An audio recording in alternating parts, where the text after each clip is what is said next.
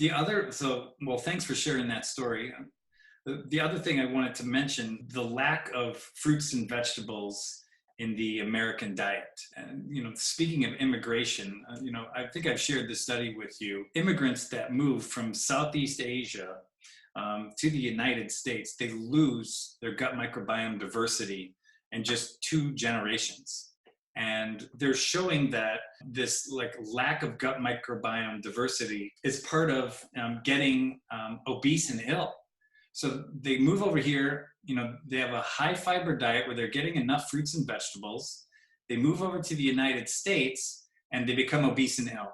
They're observing that it's the Western diet plays a huge role, and that you come over here and you get your fast food, convenience food, comfort food, and you just forget about eating fruits and vegetables, and you become ill. And you also lose your gut microbiome diversity.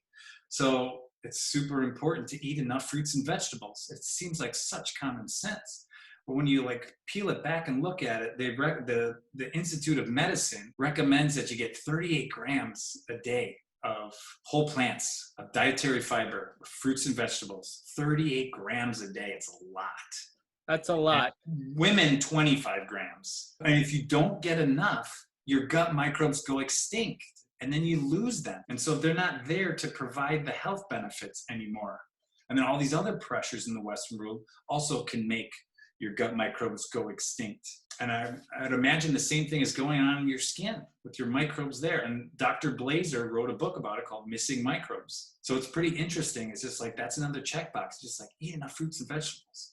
Mm-hmm. I would say 99.9% of Americans don't get the required amounts of fiber every single day in order to live a healthy life. And I know I don't, but for me, I'm fasting a lot. I do a lot of intermittent fasting, which is also great at reducing inflammation and activating your longevity genes. There's also an overemphasis on eating all the time, eating breakfast, lunch, and dinner, and then snacks in between. And that mindset needs to shift to a more caloric restricted diet, which has been proven in studies to help you live longer because it recycles dead proteins in cells through autophagy, which is a concept that was discovered by Dr. Yoshinori, who won the Nobel Prize in Medicine in 2016. So the less we eat, the longer we live. Now, When you do eat, you want to get in the key nutrients and minerals you need from fruits and vegetables and healthy fish and nuts. Those are probably my 4 main sources of nutrients right now. And anything other than that really is not doing much for your health when it comes to carbs like breads and sugars like desserts and all the fast food that's out there. Trust me, I love the taste. I used to grow up on fast food and in the chicken sandwiches and the fries and chicken nuggets. I loved all that. But once a medical condition develops and blindsides you at the age of 26, then you start watching your diet to focus on nutrition as the most important thing, which will allow me to live the most fulfilling life possible. Yeah, that's solid. I love it. Yeah, and dietary fiber, there's studies out there of over 1 million people lower all-cause mortality by more than 10% when you're on a diet that eats enough dietary fiber. You live longer. I mean, these studies come out over and over and over again. Yeah, and I think the hardest thing is to change human behavior because we've become so addicted to the sugars and to the carbs and to living a comfortable life where we don't exercise. We're just sitting all day.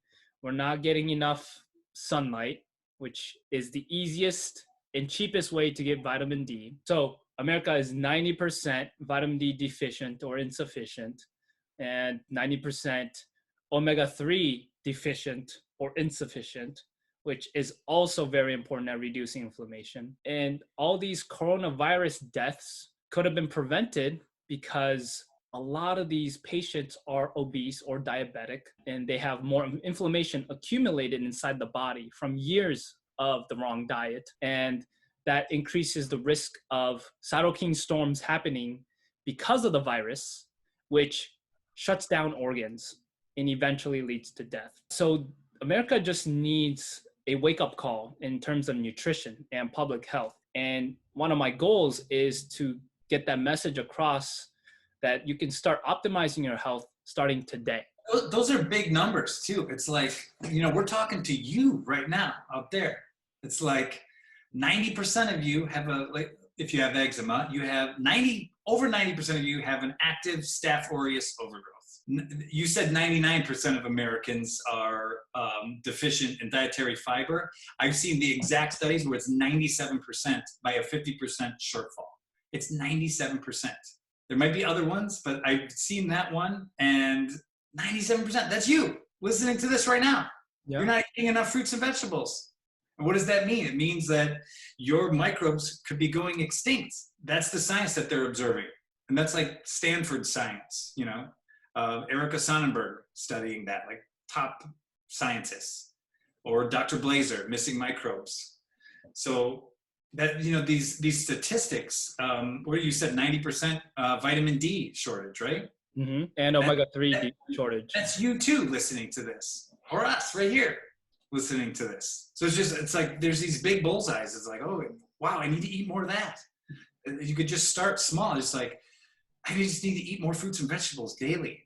And then, like, just today, for example, like I had some salmon for breakfast, just on a Saturday, some egg and a little potato. That seems like the healthiest thing, right? It seems pretty healthy. That's 0 grams of fiber. That's nowhere getting near close to 38 for the day.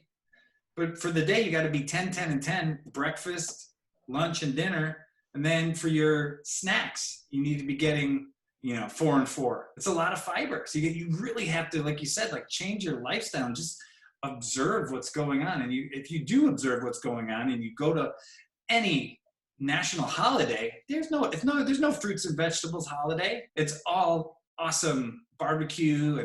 And that's the thing, is like, you don't have to stop eating all that awesome stuff. Obviously, bread, sugar, dairy, like the big 3, you should really cut back on, have your limits, but you don't really need to cut back on all that stuff. Like, you just need to have a base of dietary fiber to keep that health going, is what the scientists are seeing and what I'm trying to do. Mm-hmm. And for me, I skip breakfast because I'm intermittent fasting, and then I eat from like 12 to 8 p.m. And in that time, I get a lot of salmon in for my omega-3s.